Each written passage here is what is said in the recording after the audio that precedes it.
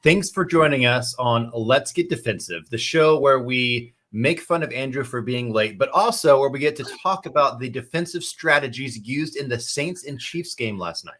Oh, that was a good game. You saw the play by Travis, right?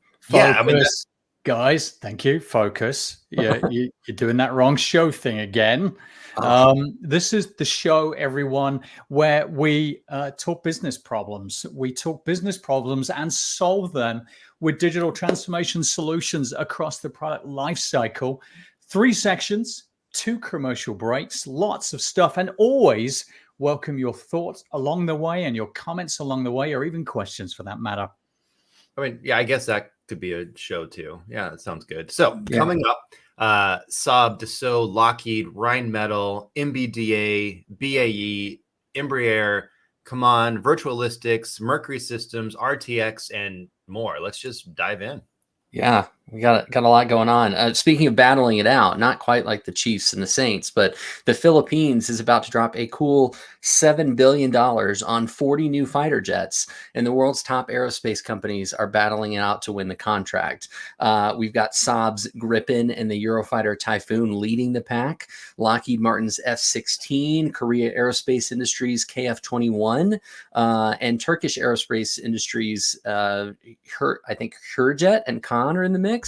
There's a lot. And then Dassault's Rafale is another contender. I know the Saab is pushing its Gripen, banking on its cost effectiveness, but there's a lot. I mean, the competition is part of the multi-role fighter program aimed at boosting the Philippines' air defense capabilities, but the battle is brewing. This is a major contract, not only for whoever wins it, but I mean, for the Philippines, $7 billion is a lot of money in the Philippines. And unfortunately, it speaks to what's going on in South China Sea. Over the last few years, there have been islands popping up as China has built these atolls and then made them into naval bases, all that kind of things going on. But, in the thick of all that, these fighter jet giants, I'm looking at the number one challenge for this being, I think it's consistent for everybody, and that's about accelerating time to market while staying flexible for customization. I think that whoever wins this contract, I hope that they're ready to manufacture at scale. But at this stage of the battle, it's really all about who can deliver the best product for the needs of the Philippines at the best value. So we're looking at the requirements here, the manufacturing plans, figuring out how low can I go in a price point by still maximizing deliverables and hopefully profitability. The companies at play are tough competition. Saab, Dassault, Lockheed, Turkish Aerospace, and more, like all lots of giants here. And I think that Saab's Gripen is currently the leader for cost effectiveness, but Lockheed's Falcon is actually one of the most popular fighter jets in the world. And coming new in 2025, the Turkish Aerospace Industries Hürjet is going to hit the market and might have some cutting edge on modern tech options. So as they're all battling it out, I think they're really having to look at comparing what they can deliver, the requirements of what they've got to deliver with how cheap they can manufacture it. Yeah, the competition's fierce, you're right. But I think the real challenge here goes beyond kind of the price point issue. Cost effectiveness, undoubtedly key. The number one challenge has got to be companies facing and securing the deal is their ability to manufacture at scale and at speed. Things are happening down there, unfortunately. We're talking about a contract that's tied to regional security concerns, and they're very real. So the Philippines will want those jets as soon as they possibly can to reinforce their overall defense capabilities, which are pretty antiquated now. So if I had to pick the top challenge in product lifecycle, it's definitely time to market, which I think is a global issue. I talk about it every week. The faster you can scale your production without bottlenecks, especially across multi-country supply chains, the better your chance to deliver value. And that's not just about how cheap, it's also about flexibility. It's about managing your supply chains and meeting the aggressive timelines while you keep your quality at the ultimate level. So in terms of how I'd kind of fix that situation, I bring in AI over the top of critical thread. I think our critical thread solution, end to end, seamless, is one thing, but I think you've got to bring in your AI to accelerate and optimize your entire process. You're going to manage your supply chain risk, predict your production delays before they actually happen, and adjust your resource allocation on the fly. A lot to do on that one. I just got to dive in. So, Greg, next time Andrew says anything about flanger bringing back that mishap, you now have a resource to come back with. Resource. Okay, that's right. I'll do that. I'll remember that. Now, it's going to be a little Francais.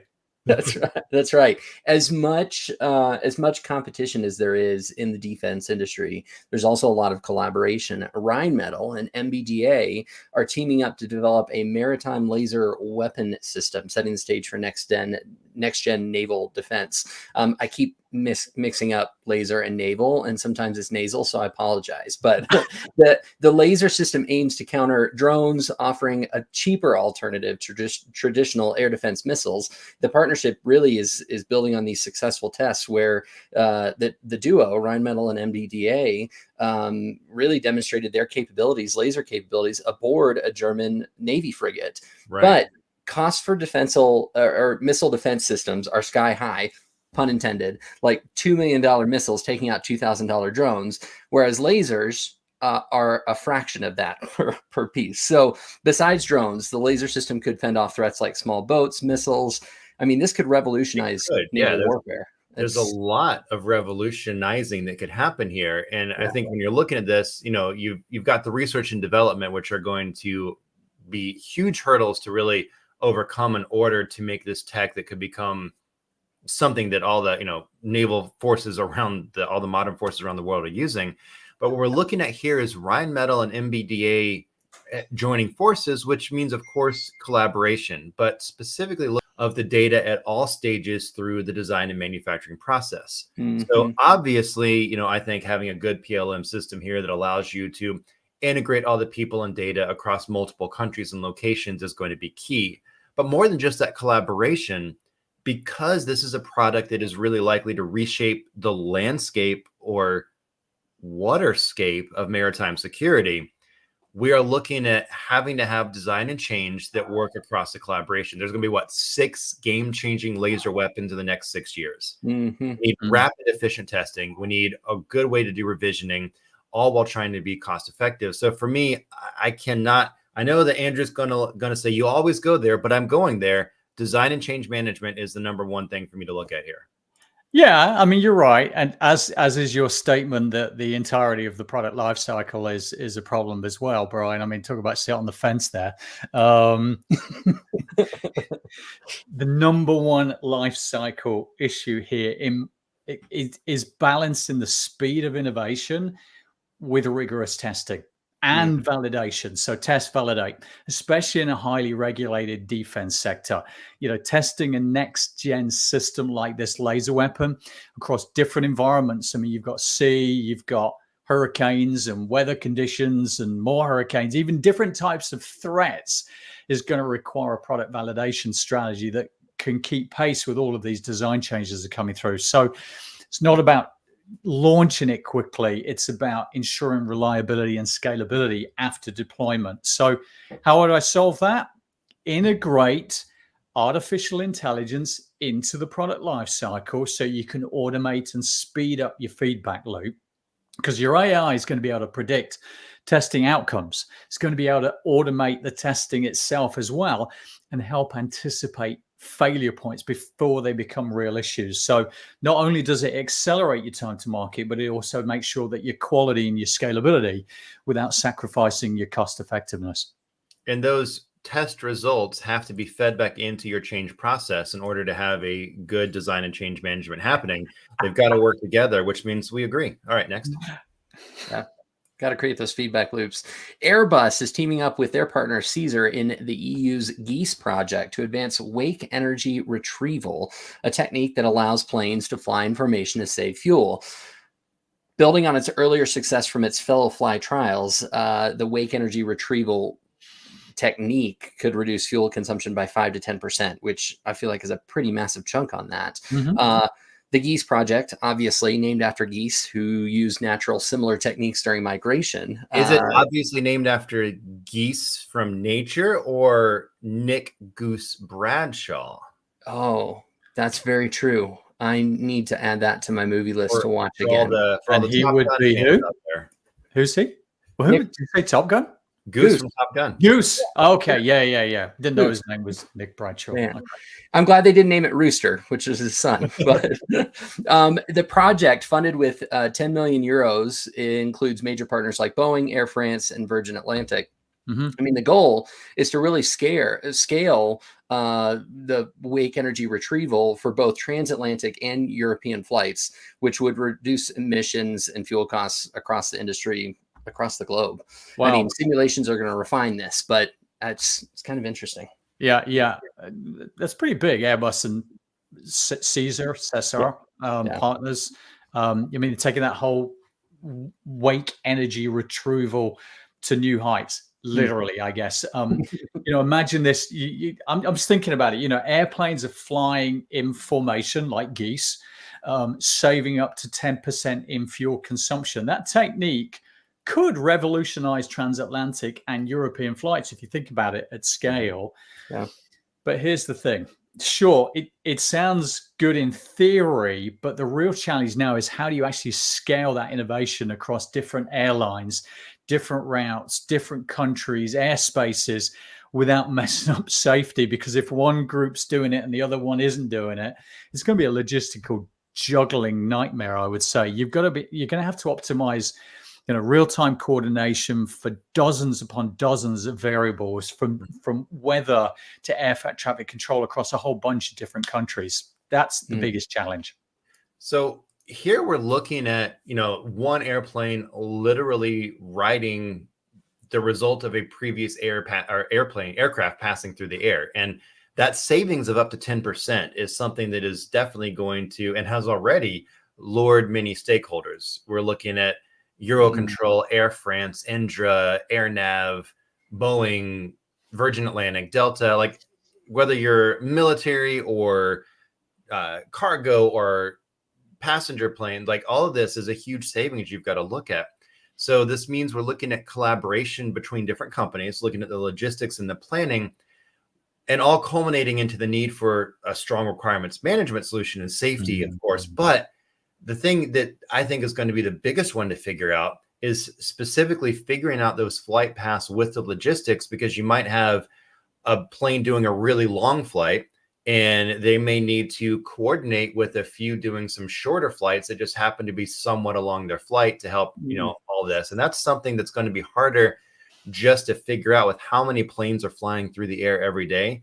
A humble human brain is going to have some difficulty figuring out the most efficient way to do all this. That leads nicely into what I was going to say, the solution. So, I do see your point on the whole requirements management.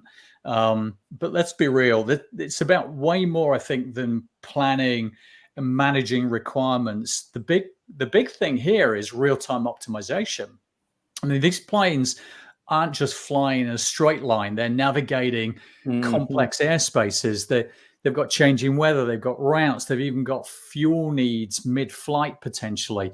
So for me, the number one challenge here is ensuring that all works flawlessly on every flight, every time, without putting safety at risk. So for me on that one, I'd integrate AI-driven simulation and operational systems into the processes. So it's kind of heads up, isn't it, really? You can plan out the best game plan, but unless the team on the ground and in the air, in this case, has got that real ability to optimize based upon what's in front of them, that's the real thing here. So I think you've got to let AI handle that chaos, feeding continuous adjustments to pilots in real time. So not only does that keep them operationally smooth, but it also pushes those fuel savings up while maintaining safety. So AI is going to be the only way for optimization on this. While we ponder the fact that Andrew has just said about saving fuel, saving money, but also was concerned about the safety of human lives. I'm noting that down. I wrote it down in my journal. Okay, that's your HR piece for the day, yeah? For the year. Okay. Yeah. So while pondering that, let's take a look at some exciting headlines from the week.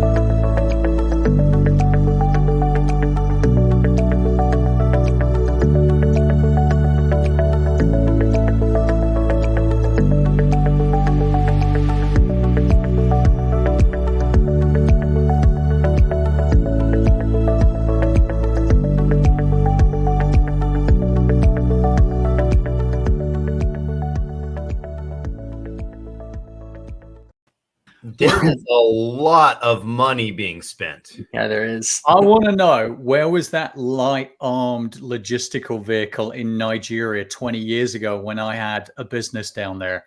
Because I could have really done with that. Progress. To keep safe. Progress. I'll I'll tell you, from my home to the office, I could have done with that. that's right. Yeah.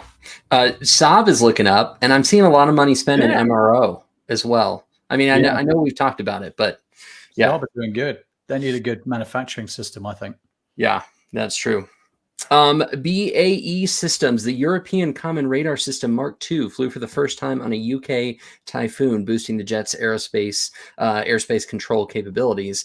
The development, which is led by BAE Systems and Leonardo UK, enhances the Typhoon's role in NATO defense. The radar itself combines some traditional functions, search and targeting, with advanced electronic warfare, really allowing Typhoon jets to jam enemy radars from a pretty safe distance, which I think is a huge step forward.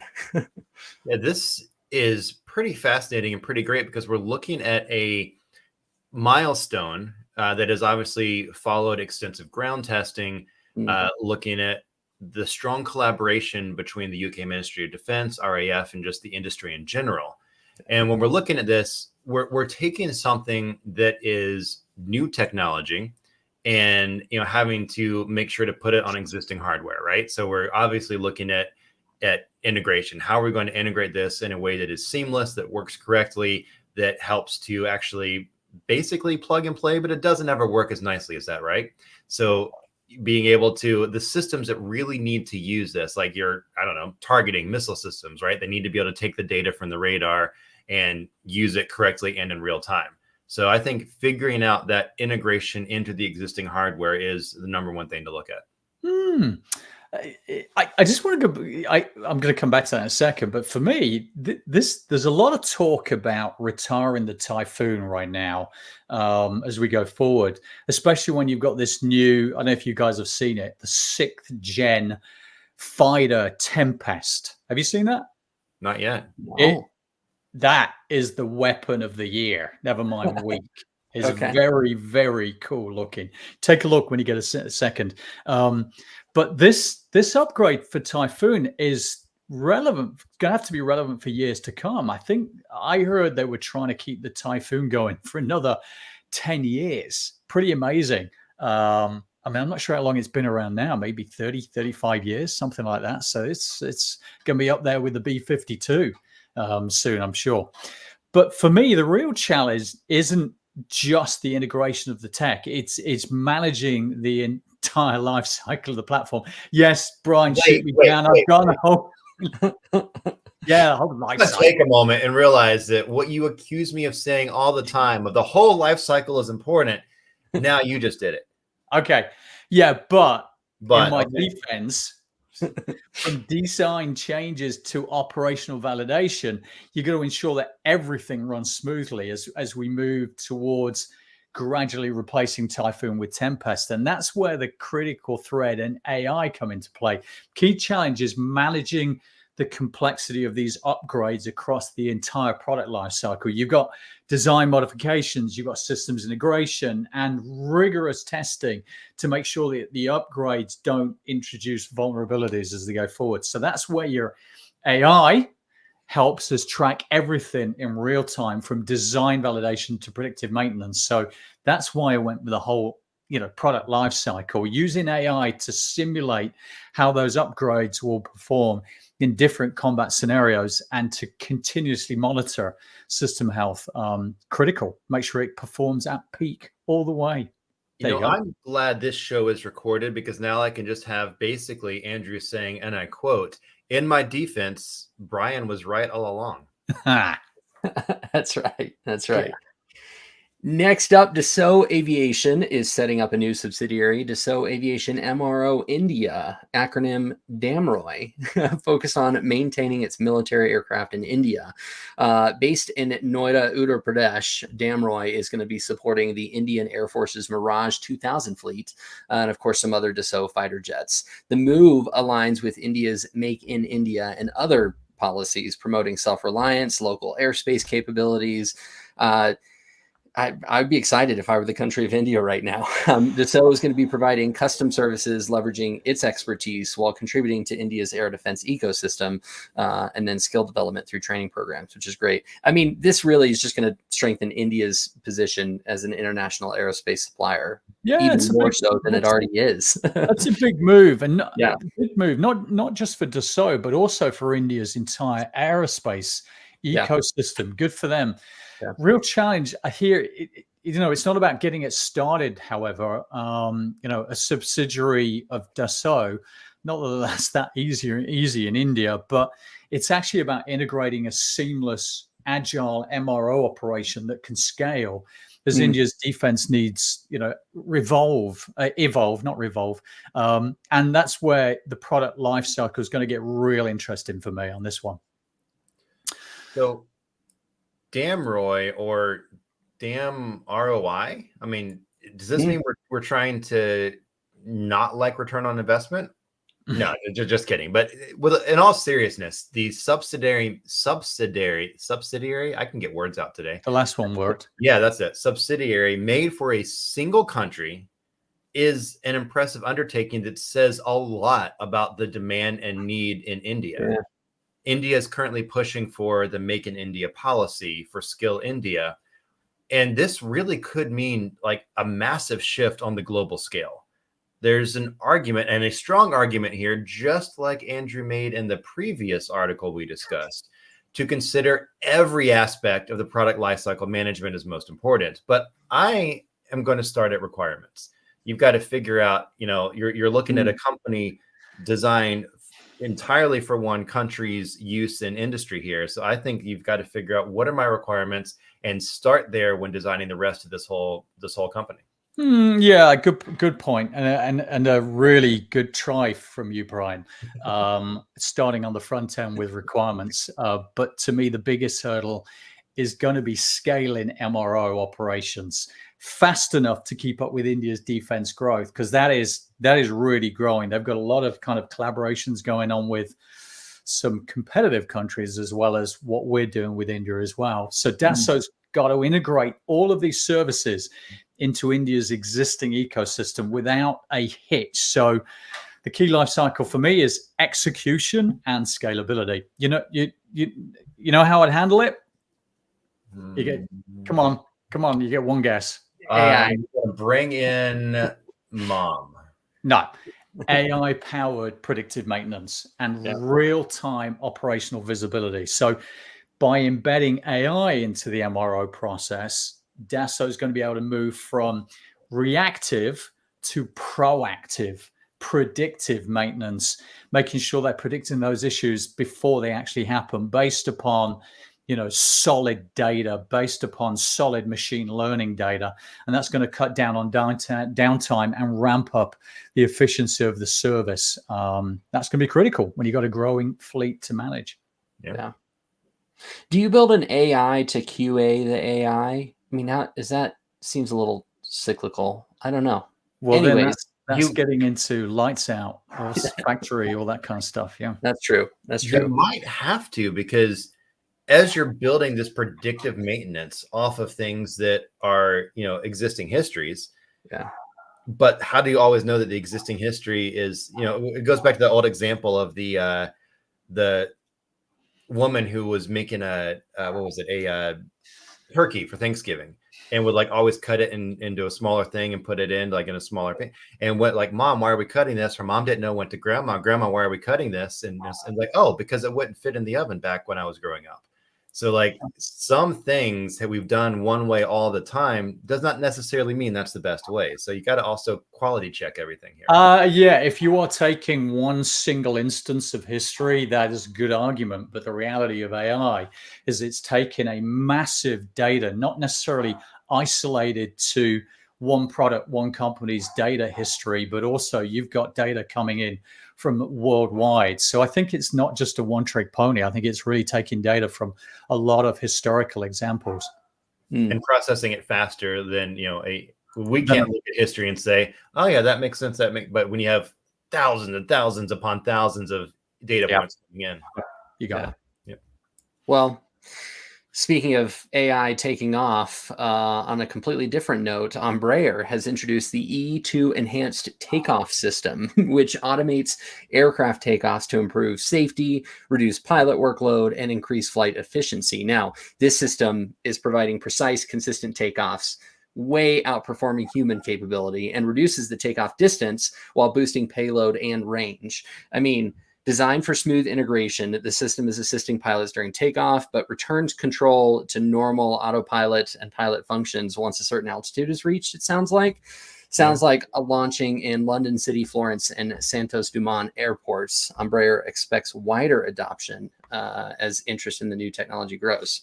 Well, yeah, this is something that is going to be wanted by, I guess, every airport, right? But I'm going to leave the mention of AI to Andrew, because I want to dive into testing, and more testing.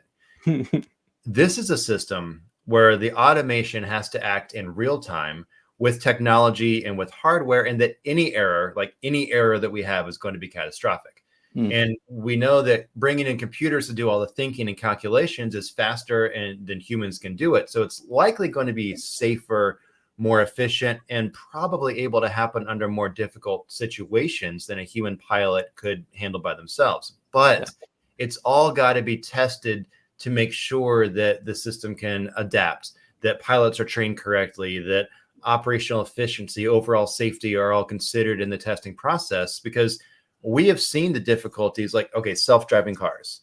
In Austin, some of the self-driving cars, the rideshare things, had traffic jams that humans would have been like, oh, let's figure out how to get out of this. But they got stuck in this because of the way that the system had learned, right?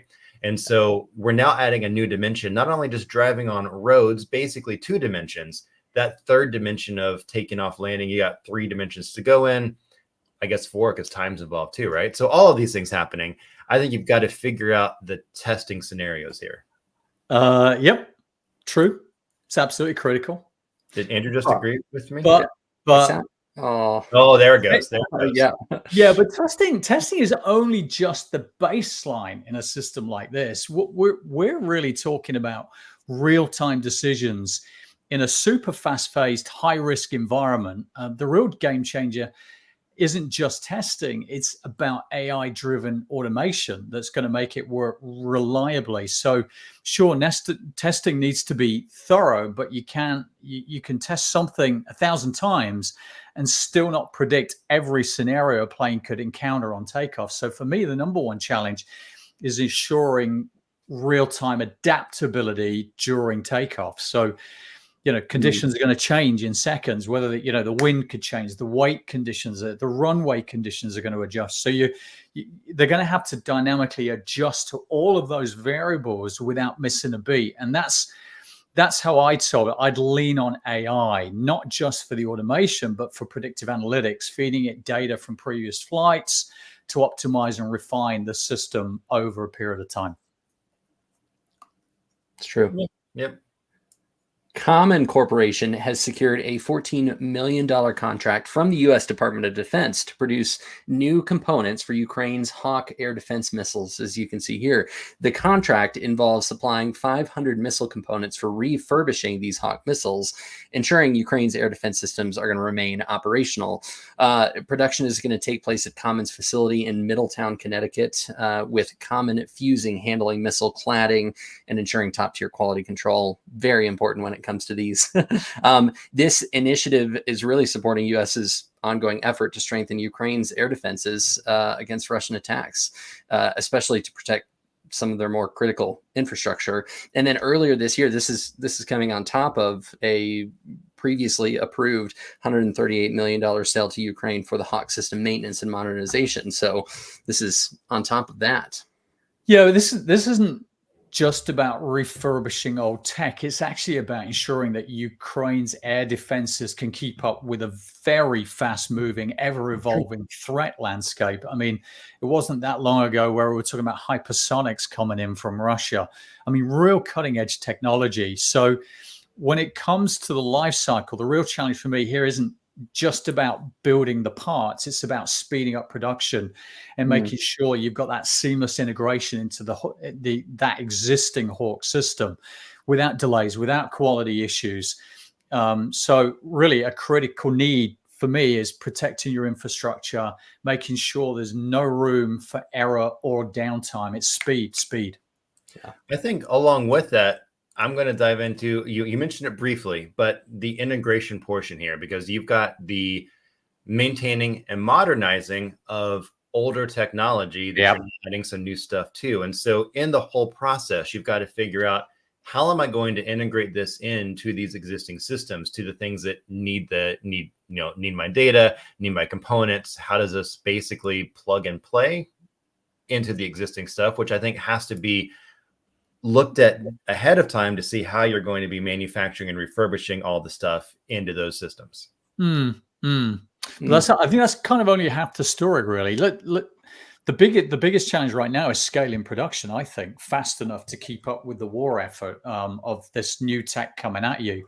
You can have the best integration plan in the world, but if you're not cranking out those components quickly, Ukraine's defenses are at real risk. So for me, number one, again, is it's production speed without sacrificing quality. So how would I tackle it? Yeah, it's classic. Number one, you need to start with a solid mess mom solution.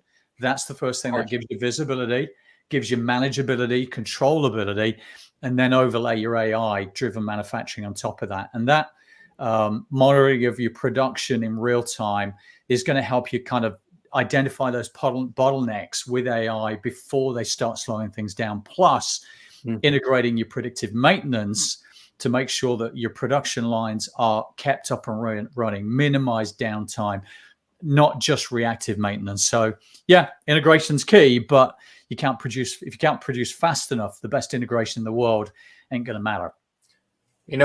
Speaking of trying to do things quickly, I have a question for y'all. Yeah. How quickly can you read?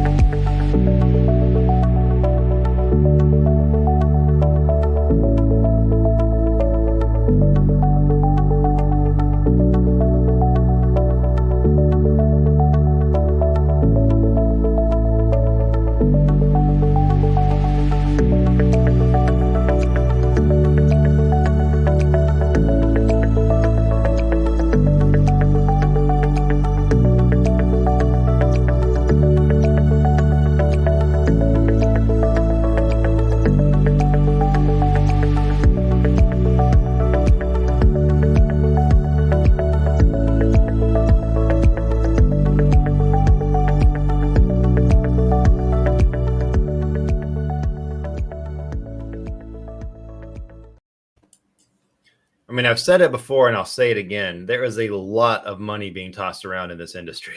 Interesting, because we only reported hot fire test number 1 from Blue Origin last week, and now it's number 2. They're moving, aren't they? They really are moving. Yeah. What was also interesting is Darman got another contract. I know, again, they got manufacturing execution, not necessarily challenges, but looking to be at the cutting edge of that because they're just winning more and more work. They're doing really, really well. And I noticed Kongsberg, which if you're going to talk AI, Kongsberg is right at the forefront of it. Yeah. And going back to Blue Origin there, I mean, the launch is next month for New Glenn. So I'm excited to keep an eye on that. Yeah. We'll definitely be reporting on that. Virtualytics has secured a contract renewal from the U.S. Space Force to continue deploying its integrated readiness optimization workforce tool, the IRO workforce tool, the AI-driven tool. Andrew, don't say anything yet. I know you're really excited. It helps optimize workforce allocation, training, operational readiness, analyzes data from defense readiness, reporting systems, mission assessments. I mean, this system is going to be providing insights on unit readiness, mission critical KPIs, risk forecasting. It's huge. I think this is a big piece of technology that's coming through. The contract is supporting the USSF's mission to maintain their space superiority by improving efficiency, predicting asset failures, streamlining mission planning. There's a lot going on here. I'm going to jump in before Andrew dives into AI. I'm going to be the first one to talk about AI this time because with the predictive modeling, the AI-driven analytics, these tools that you're talking about are going to optimize workforce allocation, training setups, reduce risk across operations. They're going to be, and this is the interesting part for me, they're going to be analyzing classified data sets to create information results models out of that, right? So we have to look at the rights of, who gets to see the data going in, your export control, your classification systems, your top secret, right? Like, how is this being updated to include non-human intelligence and to include the results from that? Like when these things are analyzed, are the results also classified because they came from classified data? I think looking at that is just a huge thing to have to tackle with this. And who gets to see these? Who gets to use these? How is all of this data going to be used? Bryan, AI, all yours this time, I think. But let's get real about what's actually driving this operational readiness. The US Space Force doesn't just need data protection and classification. They need to be able to predict and prevent these risks in real time before they become real threats. So for me, number one, here isn't just the AI models for security. It's also about ensuring that these insights are actionable, making sure that they're fast and they're integrated into mission planning on the fly. That's the real value of AI, I think, in this context. So you're giving the decision makers the power to adapt and optimize readiness, not just analyze data. So if I was running the show, so to speak, I'd focus on integrating the AI system into a continuous feedback loop with live mission data, allowing it to adjust your workforce allocation and asset management in real time. There you go. That's great. Yeah. Mercury Systems has signed a contract with Boeing to supply FPGA processor boards for the U.S. Air Force's KC-46A tanker aircraft. Now, this is where things get crazy. The boards are powering the Remote Vision System 2.0, which enhances the refueling process by providing high-resolution, real-time video feeds from aircraft cameras. Sounds like Mercury Systems is delivering approximately 1,500 of these guys to support the updated RVS on KC-46 aircraft for both the U.S. and allied nations. I mean, boards are going to ensure faster data processing, seamless integration. This is all pretty crucial, but also what cool cutting edge technology is Mercury Systems getting into? This is kind of neat. Yeah, that's a big leap forward for this vision system. You're talking about real time high res video feeds that need to be crystal clear, especially during such a critical operations like mid-air refueling, because that real precision, isn't it? And then delivering 1,500 processor boards, I think you said. It's not just about production, it's about ensuring that these boards can handle high-speed data processing. and seamlessly integrate into the current systems without any hitches. So there's no margin error for error really when you're refueling thousands of feet in the air. That for me is a bunch of challenges. Yeah, I think, Andrew, you've nailed all the things I wanted to talk about here, which was basically looking at the integration, the requirements, and delivering a bunch of them. So these boards basically have to be ready to plug and play into the systems, right? Into the camera systems to get that high-res data, that real-time data. And I did not actually have video cameras looking at fuel tanks in the air on my news bingo card for the day, but here we are. And it does make a lot. I'm thinking like, how do you do this without that? Because and it's just a neat, obviously makes sense. They need it, but they got to deliver 1,500 of them now. They've already delivered hundreds, but now they got to deliver 1,500. So I'm looking at basically the number one thing as our manufacturing at scale here, get them out there. Yeah, you're right. It's because you're right. It's not, integration's a challenge, definitely, but it's not as if you can plug it in and flick a switch. But for me, I agree with you. It's also the precision and the consistency across every board. Because even if one fails mid-operation, it's not just a technical issue; it's a mission critical failure. I mean, you can't refuel, you're turning back, etc. So here's how I'd handle that. I'd look at AI-powered quality control and predictive analytics during your production. So yes, at scale, but making sure you've got quality and predictive analytics running at the same time, because they need to ensure that each board is not only integrated perfectly, but performs flawlessly in real world conditions. So AI is going to be leveraged. They can catch potential defects in real time, make sure your production lines are adjusting on the fly, and guarantee that every board hits the performance standards required for something which is as mission critical as this. Yeah, it's true. RTX's Raytheon division has shipped its first AN/TPY-2 radar, which is equipped with gallium nitride technology, to Saudi Arabia. The AN/TPY-2 can detect, track, and distinguish ballistic missiles, which, of course, is going to contribute to that missile defense, hypersonic missions. Really, RTX is an expert in radar systems. We know that their broader radar portfolio, systems like the SPY-6 and Ghost-Eye MR, is expected to see strong demand. But I'm interested to see where this is going as well. It's a lot. Did you notice in that picture, you didn't see what I normally think of when I think of radar, which is like that dish. Yeah. Right. So we're looking at new technology here that is actually kind of fascinating, because this is a missile defense radar system that's capable of detecting and tracking ballistic missiles, but it's operating in the X band of the electromagnetic spectrum. So it can see things more clearly. And they've got two configuration options for this radar. One is for detecting the rising ballistic missiles, and another is for guiding interceptors to a descending warhead. So kind of two use cases here that are similar but different. And because of that, I think configuration management and requirements are honorable mentions for me as I'm getting to my number one. But because I'm getting to my number one and we're dealing with new technology, there's no place I can go other than design and change management.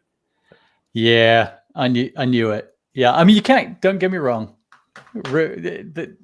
It's a very big issue, definitely. But the real game changer for me on this one is scalability and adaptability. All this new tech stuff. How do you ensure that radar remains adaptable across evolving threats, especially when you've got hypersonic missiles now coming in?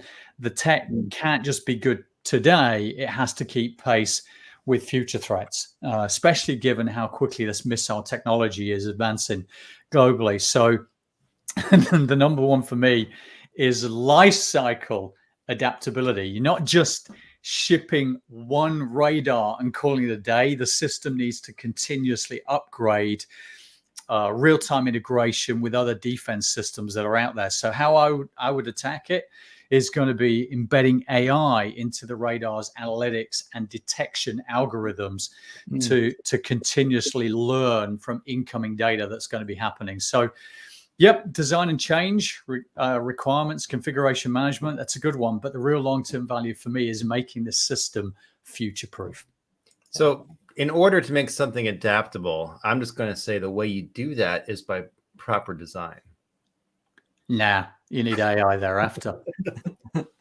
I think our challenge for next week, challenge to Andrew, is to somehow get through all 10 items without talking about AI. That's a good challenge. That's a good challenge because I think there's the whole seamless digital thread, digital continuity piece. So let's get back to basics. I agree with you.